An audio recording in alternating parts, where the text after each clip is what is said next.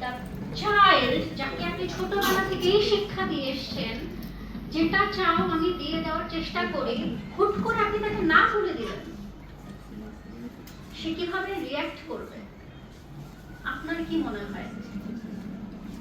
Positively মেনে নিবে? যেই বাচ্চাকে আপনি ছোটবেলা থেকে ডিভাইস দেওয়ার জন্য, চুপ থাকার জন্য, 6 মাস 1 বছর বাচ্চার কাছ সামনে আমরা দেখি প্রায় ডিভাইস থাকে, কেন খাচ্ছে? আমার তো ইন্টেনশন হচ্ছে খেতে হবে, ও খেলে সুস্থ, দেখবে সবকিছু বন্ধ যাবে কিন্তু খাওয়া বন্ধ যাওয়া যাবে না, ডিভাইস দিয়ে খেতে থাকে। বড় হচ্ছে, 2 বছর হয়েছে, 3 বছর হয়েছে, 4 বছর হয়েছে, যেই আপনি স্কুলে পাঠাতে চান, না ডিভাইস তো দেওয়া যাবে না, কিভাবে দিবেন বাচ্চার কাছ থেকে ডিভাইসটা? বা নিচ্ছেন? তো আমরা যে কাজটা শুরু থেকে করছি, সবসময় মাথায় রাখবেন দিস হ্যাজ কনসিকুয়েন্সেস। এবং বিজ্ঞান বলে বাচ্চাটা গুড প্যারেন্টিং এর এক্সাম্পল হতে পারে, তারপর আপনার সন্তানের ভিতরে কিছু ডেলিনকুয়েন্ট বা ডিফারেন্ট বিহেভিয়ার থাকতে পারে। আপনার সন্তান আপনাকে ডিফাইন করবে, it's not always true. The next thing is, শুধুমাত্র ভালোবাসা আদর যত্ন করলেই যথেষ্ট, আর কিছু লাগবে না। Another way. আর ওই যে আপা বললো না, ছোট বাচ্চাকে এভাবে ট্রিট করি, তারপরে বাচ্চাটা কিভাবে বড়টাকে আরেকভাবে, দিস ইজ ট্রু। সব বাচ্চাকে একভাবে ট্রিট করা যায় না, প্রত্যেকটা বাচ্চা ইউনিক, আলাদা। এবং বাচ্চা যা চায় তাই আমি কিনে দেই, তাহলেই সেটা প্যারেন্টিং ভালো, এটাও একটা ভুল জিনিস। আরেকটা ভুল জিনিস হলো, আমরা এখানে অনেকেই আছে অনেক প্রফেশনে যেটা আমরা হতে চাই নাই। আমি অনেককে জিজ্ঞেস করেছি, আপনি যে আজকে এই যে ব্যাংকে জব করতেছেন, ইঞ্জিনিয়ার হয়েছেন, আমার অনেক ক্লাসমেট ছিল ডক্টর হয়েছেন, কেন হয়েছেন? আব্বা আম্মা চাইতো, ঠিক আছে? তো আমরা অনেকেই মনে করি আমার স্বপ্ন, আমি যা হতে পারি নাই, সন্তানের মাধ্যমে আমি আমার স্বপ্ন পূরণ করব। কখনোই এটা করেন না। একটা মানুষ যে হচ্ছে ডক্টর বা ইঞ্জিনিয়ার হয়েছে, সে সারাটা জীবন ওই ফিল্ডেই চলবে। তাহলে সে যে জিনিসটাকে ভালোবাসে না, সে সেখানে কিভাবে মন দিয়ে কাজ করবে? Don't do it. এবং আমি মেডিকেলে পড়াশোনাকে এনজয় করতাম না আনটিল আদারওয়াইজ আমি যখন আমার সাবজেক্টটা খুঁজে পেয়েছি, চাইল্ড সাইকিয়াট্রি খুঁজে পেয়েছি, এই জায়গাটা এত মজার, তখন আমি মজা পাওয়া শুরু করেছি।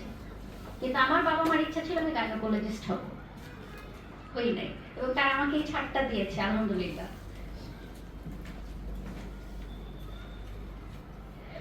চ্যালেঞ্জেস কি কি? ইটস আ 24 আওয়ার্স, কোনো ছুটি নাই। আপনার প্যারেন্টস, আপনার কোনো ছুটি নাই। একবার প্যারেন্টস হচ্ছেন, আপনি প্যারেন্ট। এবং love and instincts are not enough. শুধু ভালোবাসা দিয়ে বাচ্চাকে আপনি সবকিছু জয় করে ফেলতে পারবেন, হবে না। এবং parenting is a team work. আমি বলেছি পুরো ফ্যামিলির সবাইকে মিলে প্যারেন্টিংটা করতে হবে।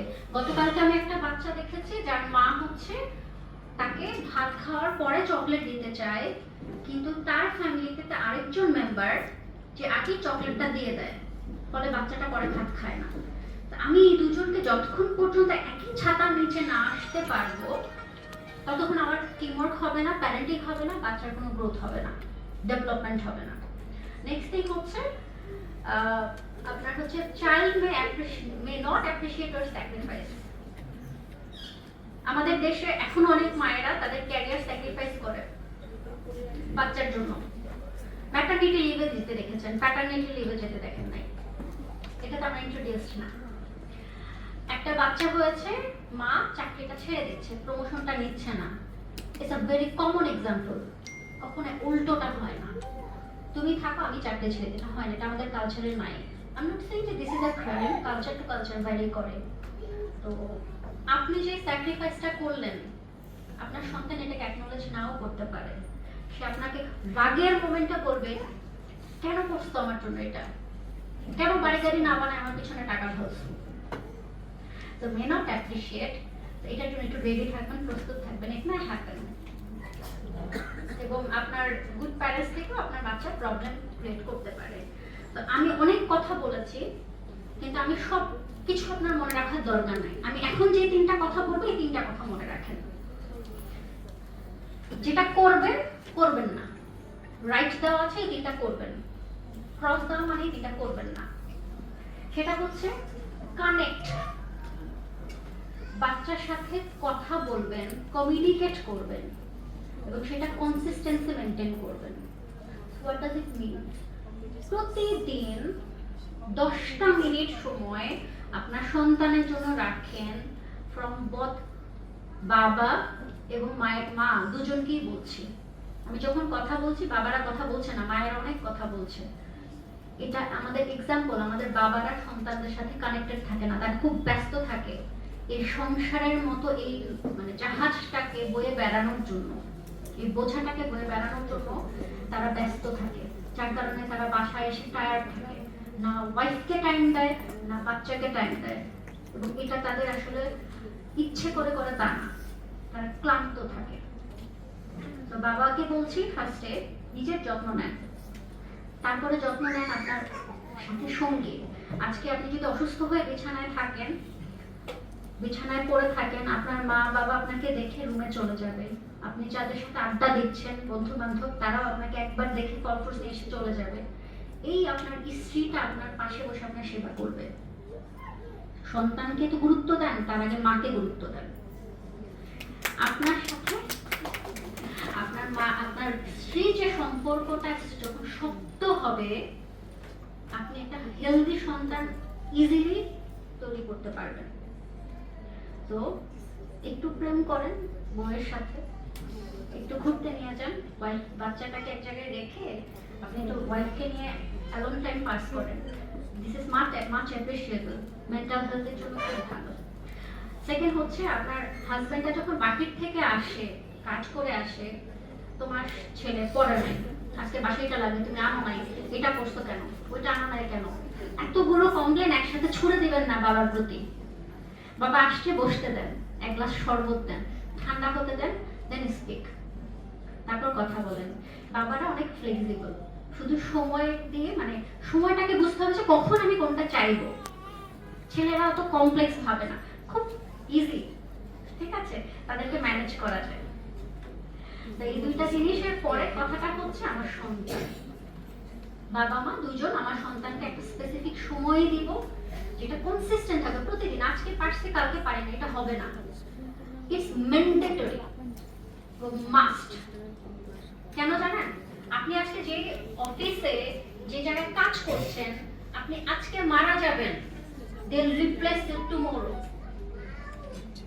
You're not irreplaceable from anywhere other than as a parent, as a father or as a mother or as a husband or as a wife or a son or daughter.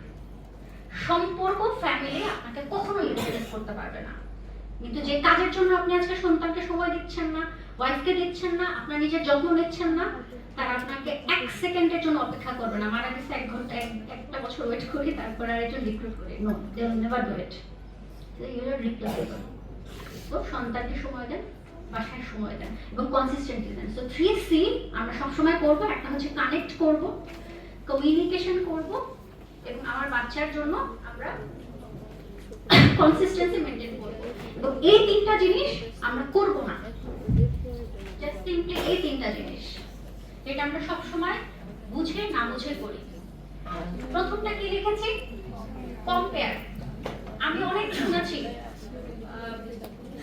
পাশের বাসার সুমের পাধা পানি খা, and believe me, আমি এত innocent ছিলাম, একদিন আমি বলতে আমি একটু পানি দিতে আমি খাবো, মানে I was so desperate যে আমি কেন এত ভালো করতে পারতেছি না, হয়তো পানি খেলে সমাধান হবে। So this is a comparison. তাই আমি সবসময় ভাবতাম কি ও স্ট্যান্ডার্ড, ওকে আমার ফলো করতে হবে, বাট না, আমার স্ট্যান্ডার্ড ভিন্ন। ও হয়তো বা ওর জায়গাতে ভালো, ওই জায়গাগুলোতেও ভালো, বাট আমি অন্য জায়গাগুলোতে ভালো। আমি ভেরি গুড মানে স্পিকার, আমি একটা খুব ভালো খেলতে পারি, আমি আমার পড়াশোনার আমার ব্যাকগ্রাউন্ডটা ডিফারেন্ট, আমি মুখস্থ বিদ্যা পারি না, আমি আমি বানিয়ে মানে আমি একটা ক্রিয়েট করতে পারি, আমি ক্রিয়েটিভিটি। দুইজনের ক্যারেক্টার আলাদা, দুজনের ইমপ্রুভমেন্ট এরিয়া আলাদা। কখনোই কম্পেয়ার করবেন না। আপনার সন্তানের স্ট্যান্ডার্ড সে নিজে, কালকে যেটা পারতো আজকে তাকে একটু বেশি ভালো করি, এটাই। তো মানে আমরা কখনো কম্পেয়ার করবো না। সেকেন্ড থিং হচ্ছে ক্রিটিসিজম করবো না। যেটা পারছে ও চেষ্টা করেছে, আপনি বলেন যে হ্যাঁ, তুমি চেষ্টা করেছো, আমি দেখেছি। তো এটাই হচ্ছে আপনার সন্তানের জন্য সবথেকে বড় একটা উদাহরণ যে আপনি ক্রিটিসাইজ করবেন না। নেক্সট হচ্ছে কমিউনিকেশন এরর। সেটা আমি একটা ছোট ব্যাপার দিয়ে দেখাবো। সেটা হচ্ছে, দেখেন প্রথম ছবিটাতে মা বলছে, তুমি যদি এগুলো এখনই পরিষ্কার না করো তোমাকে আমি গ্রাউন্ডেড করব, মানে আমি তোমাকে পানিশমেন্ট দেবো। This is a communication error. Rather আপনি যদি এটা বলেন যে তুমি যদি খেলনাগুলোকে এখন না জায়গা মতো রাখো, তুমি কিন্তু কালকে খুঁজে পাবে না। অনলি ছোট্ট একটা ট্রিক্স আপনার সন্তানকে আপনার কথা শুনতে এবং ফলো করতে হেল্প করে। এবং এই স্লাইডটা আমি এই কারণে দিয়েছি, সেটা হচ্ছে যে আমার সন্তান জন্ম দিয়েছি, মুসলমান হয়েছে, আল্লাহকে বিশ্বাস করছে। দিস ইজ দ্য এন্ড, আমার জার্নি শেষ। No, this is the starting, এটা এন্ডিং পয়েন্ট না। ওর নামাজ পড়া, ওর মসজিদে যাওয়া, ওর ইবাদত করা একটা রুলস। আমরা রুলস ভয় দেই, করতে হবে, না করলে মাইর দিব, পিটাবো, এই করবো, সে করবো। এটা আল্লাহ তাআলার সাথে সম্পর্ক তৈরি করেন, বিশ্বাসের সম্পর্কটা তৈরি করেন। তাহলে ও ভালোবেসেই এটা করবে এবং সেটা আল্লাহ তাআলার কাছে মোর অ্যাকসেপ্টেবল। সবার লাস্ট হচ্ছে, আমি চাই আমার সন্তান নামাজ রোজা করবে, পড়াশোনা করবে, এদিকে ওদিকে যাবে না, কোনো কথা করবে না, একদম স্ট্রিক্ট, মানে মডেল হয়ে যাবে। কিন্তু আমি সকালে দেরিতে উঠবো, আমি হচ্ছে একটু বাইরে আড্ডা টাড্ডা বেশি মারবো, বাসায় এসে আমি একটু মেজাজ টেজাজ দেখাবো, হ্যাঁ, বাসায় মানে হেল্পিং মেড কিছু করে নাই, মা করতেছে চিৎকার করে, তুমি কিছু পারো না, এইটা পরিষ্কার হয় নাই। আর আপনি এক্সপেক্ট করেন আপনার সন্তান হচ্ছে সবকিছু ঠান্ডা মাথায় হ্যান্ডেল করবে, এটা never work. Be a model. আপনার সন্তান একজনকে মডেল হিসেবে নিবে, আপনিও জীবনে কাউকে না কাউকে মডেল হিসেবে নিয়েছেন। সন্তান সবসময় বাবা মাকে মডেল হিসেবে নেয় তা না, তারা অন্য কাউকে মডেল হিসেবে নিতে পারে। তো আপনি আগে মডেল হন, আপনি আগে আপনার এটা ফলো করেন, দেন আপনি সন্তানকে এক্সপেক্ট করেন যে সে সেটা করবে। এন্ড আমি যে শুরুতে প্রশ্নটা করেছিলাম, what is the best investment, সেটা হচ্ছে আমরা একটা সুন্দর ভালো সন্তান তৈরি করলে আমাদের পৃথিবীটা সুন্দর হবে। This is the best investment. So এটা আমি বেশি কথা বলবো না। কখন আপনি মনে করবেন আপনার প্রফেশনাল হেল্প দরকার আপনার সন্তানের ব্যাপারে, সেটা হচ্ছে আপনি আপনার সন্তান সবার ক্ষেত্রে আমার একটা রুল, সেটা হচ্ছে if there is impairment. Impairment মানে হলো আমার সন্তান পড়ালেখা করে ভালো, বাসায় এসে চুপচাপ বসে থাকে, কিন্তু কোনো বন্ধু বান্ধব নাই, এটা হচ্ছে পিয়ার রিলেশনশিপ থেকে অনেকটা নলেজ তার গেইন হয়ে যাচ্ছে। আচ্ছা, এরপর আমরা স্পিচ ল্যাঙ্গুয়েজ থেরাপিতে যেটা হয়, আমরা খুব বেশি ইম্পর্টেন্স দিই প্লে, ল্যাঙ্গুয়েজ এবং সোশ্যাল স্কিলকে। সোসাইটাল যে লার্নিং সেটা কিন্তু খুব নিউক্লিয়ার হয়ে গেছে, কারণ আমি nuclear idea is go into their thought process,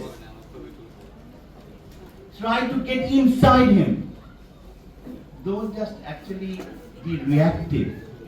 যে আমার একটা কথা বললো, আমি তাকে একটা কথা উত্তর দিয়ে দিলাম, এটা কিন্তু ইম্পর্টেন্ট।